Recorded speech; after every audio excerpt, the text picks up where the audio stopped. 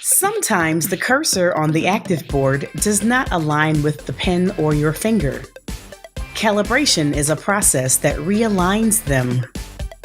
To begin the process, ensure your computer's display is set to duplicate, click the Active Manager icon, and select Calibration. Choose the type of calibration you want to do. Several crosses will appear on the screen. Follow the prompt and press as close to the center of the crosses as you can. Once you have pressed all the crosses, the white screen will disappear and your touch points should be aligned with the cursor.